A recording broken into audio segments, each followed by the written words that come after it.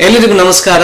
ಅನ್ವೇಷಣೆಯ ಒಬ್ಬನೇ ದೇವರು ಯಾರು ಇದರ 2ನೇ ಸಂಚಿಕೆಗೆ ನಿಮ್ಮೆಲ್ಲರಿಗೂ ಸ್ವಾಗತ. ಒಂದು ವೇಳೆ ನೀವು ಇದರ ಹಿಂದಿನ ವಿಡಿಯೋ ನೋಡಿಲ್ಲ ಅನ್ನೋದಾದ್ರೆ ಈ ಐ ಬಟನ್ ನ ಕ್ಲಿಕ್ ಮಾಡಿ ಆ ವಿಡಿಯೋನ ನೋಡಿ, ನಂತರ ಈ ವಿಡಿಯೋನ ನೋಡ್ಬೇಕಂತ ಕೇಳ್ಕೊಳ್ತೇನೆ.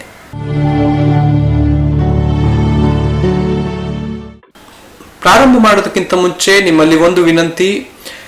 ಬರುವ ವಿಡಿಯೋಗಳಲ್ಲಿ ಅನೇಕ ಸೆನ್ಸಿಟಿವ್ ಟಾಪಿಕ್ಗಳ ಬಗ್ಗೆ ನಾವು ಮಾತಾಡಕ್ಕಿದ್ದೇವೆ.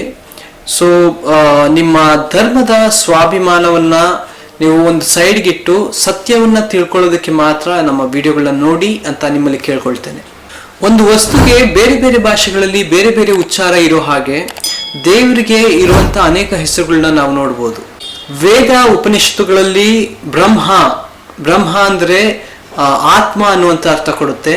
ಅದೇ ರೀತಿಯಾಗಿ ನಾವು ಕುರಾನ್ ನಲ್ಲಿ ನೋಡೋದಾದ್ರೆ ಅಲ್ಲಾ ಅನ್ನುವಂತ ಶಬ್ದವನ್ನು ಉಪಯೋಗಿಸಿದ್ದಾರೆ.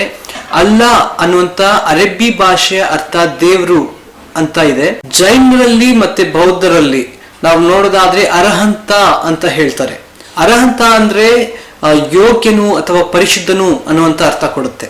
ಒಂದು ರೀತಿಯಲ್ಲಿ ಹೇಳೋದಾದ್ರೆ ಈ ಎಲ್ಲ ಹೆಸರುಗಳನ್ನ ಒಬ್ಬನೇ ದೇವರಿಗೆ ಉಪಯೋಗಿಸ್ಬೇಕು.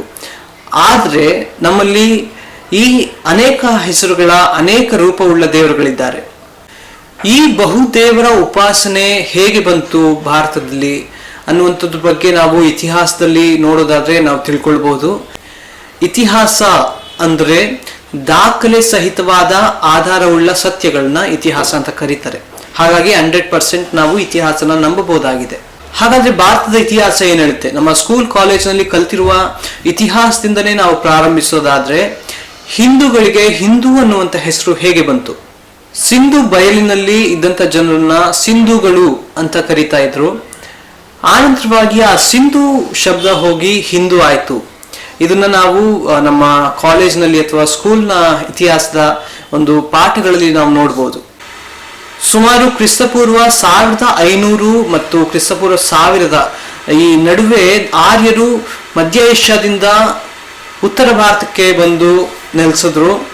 ಇವರು ಬರೋದಕ್ಕಿಂತ ಸುಮಾರು 500 ವರ್ಷಗಳ ಹಿಂದೆನೆ ದ್ರಾವಿಡರು ಅದೇ ಮಧ್ಯ ಏಷ್ಯಾದಿಂದ ಬಂದು ಆಲ್ರೆಡಿ ನೆಲೆಸಿದ್ರು. ಈ ಆರ್ಯರು ಬಂದ ಕಾರಣ ದ್ರಾವಿಡರೆಲ್ಲ ಏನ್ ಮಾಡಿದ್ರು, ಇವರು ದಕ್ಷಿಣ ಭಾರತಕ್ಕೆ ಬಂದ್ಬಿಟ್ರು. ಅಂದ್ರೆ ಒಂದು ಲೆಕ್ಕಕ್ಕೆ ಹೇಳ್ಬೇಕಂದ್ರೆ ನಾವು ದಕ್ಷಿಣ ಭಾರತದವರೆಲ್ಲ ದ್ರಾವಿಡರು.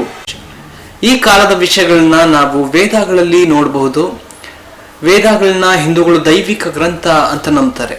ಆಧಾರಗಳ ಪ್ರಕಾರ ವೇದಗಳು ಸುಮಾರು ಕ್ರಿಸ್ತಪೂರ್ವ 1000 ರಚನೆ ಆಗಿದೆ ಅಂತ ಮೈಸೂರು ವಿಶ್ವವಿದ್ಯಾಲಯ ಪ್ರಕಟಿಸಿರುವಂತ ಭಾರತೀಯ ಸಂಸ್ಕೃತಿ ಅನ್ನೋ ಪುಸ್ತಕದಲ್ಲಿ ಮತ್ತೆ ಹಲವಾರು ಚರಿತ್ರೆಯ ಆಧಾರಗಳಲ್ಲಿ ಕೂಡ ಇದೆ.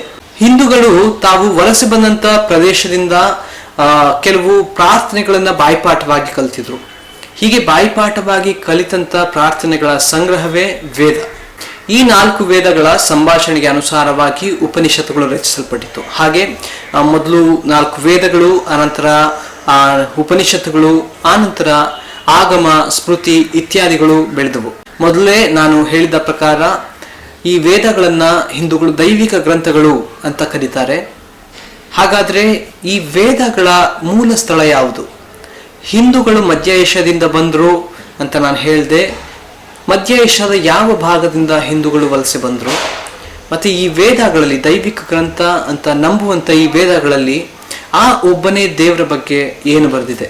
ಇದನ್ನೆಲ್ಲ ನಾವು ಮುಂದಿನ ಸಂಚಿಕೆಯಲ್ಲಿ ನೋಡೋಣ. ಒಂದು ವೇಳೆ ನೀವು ಈ ಚಾನೆಲ್ನ ಇನ್ನೂ ಸಬ್ಸ್ಕ್ರೈಬ್ ಮಾಡಿಲ್ಲ ಅನ್ನೋದಾದ್ರೆ ದಯವಿಟ್ಟು ಈ ಚಾನೆಲ್ನ ಸಬ್ಸ್ಕ್ರೈಬ್ ಮಾಡಿ, ಅದರ ಪಕ್ಕ ಇರುವಂತ ಬೆಲ್ ಐಕಾನ್ನ ನೀವು ಒತ್ತಿ.